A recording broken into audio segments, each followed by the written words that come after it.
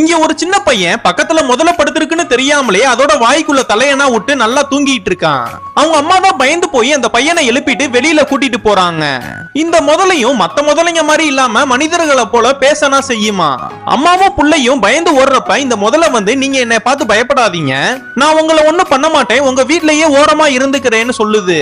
ஆனா அவங்க அம்மா ரொம்ப பயந்து போய் அவங்க பையனை கூட்டிட்டு வெளியவே போயிடுறாங்க. கொஞ்ச நேரம் கழிச்சு அந்த முதலை அட்டாக் பண்றதுக்காக விளக்கமாறனா எடுத்துட்டு வீட்டுக்கு வந்தா அந்த முதலை அவங்க வீட்டு பாத்டப்ல படுத்துக்கிட்டு நல்லா குளிச்சுக்கிட்டு இருக்கு. இவங்க பார்த்ததுமே இந்த முதலையும் எழுந்து துணியனா வச்சு தன்னோட உடம்பனா மறைச்சுக்குது. அந்த முதலை எழுந்ததை பார்த்ததும் இந்த லேடியும் ரொம்ப பயந்து போயிடுறாங்க.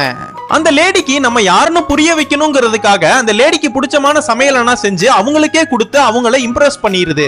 இப்ப இந்த லேடியும் முதலையும் சேர்ந்து வீட்டுக்குள்ளே டான்ஸ் ஆடி ஒரு அழகான கேக்கும் செய்யறாங்க. இதனால அந்த பையனுக்கும் ரொம்ப பிடிச்சு போயிருது.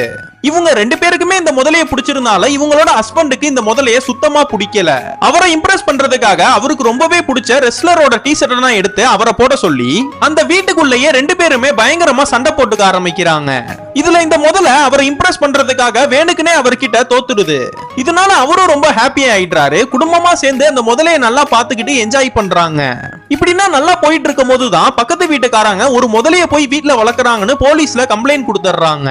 அதனால அனிமல் கண்ட்ரோல்ல இருந்து இவங்க வீட்டுக்குனா வந்து ஒரு மயக்க மருந்து கண்ணை வச்சு இந்த முதலையை ஷூட் பண்ணி அதை அப்படியே கூண்டுல போட்டு அடைச்சு ஒரு ஜூக்கு இழுத்துட்டு போயிடுறாங்க. இந்த முதலையை அந்த ஃபேமிலியை ரொம்ப மிஸ் பண்ணுது. அந்த ஃபேமிலி இந்த முதலையை ரொம்ப மிஸ் பண்றாங்க. அதனால அந்த ஃபேமிலியில இருக்கிற எல்லா மெம்பருமே நல்லா பிளான் போட்டு அந்த ஜூக்கு வந்து அந்த முதலையவே கடத்திடுறாங்க. அந்த முதலையை எங்க கூட்டிட்டு போறதுன்னே தெரியாம அந்த சிட்டியிலேயே நடக்கிற ஒரு பெரிய சர்க்கஸுக்கு கூட்டிட்டு போயிடுறாங்க. அந்த போலீஸும் இந்த முதலையை பிடிக்கிறதுக்காக அந்த சர்க்கஸுக்கே வந்துடுறாங்க. நம்ம தப்பிக்கிறதுக்கு ஒரே ஒரு வழிதான் இருக்குன்னு இந்த சின்ன பையனும் அந்த முதலை கிட்ட சொல்றான். உன்கிட்ட இருக்கிற திறமைகளை இந்த ஆடியன்ஸ் முன்னாடி காமிச்சனா நம்ம தப்பிச்சிடலாம்னு சொல்றான்.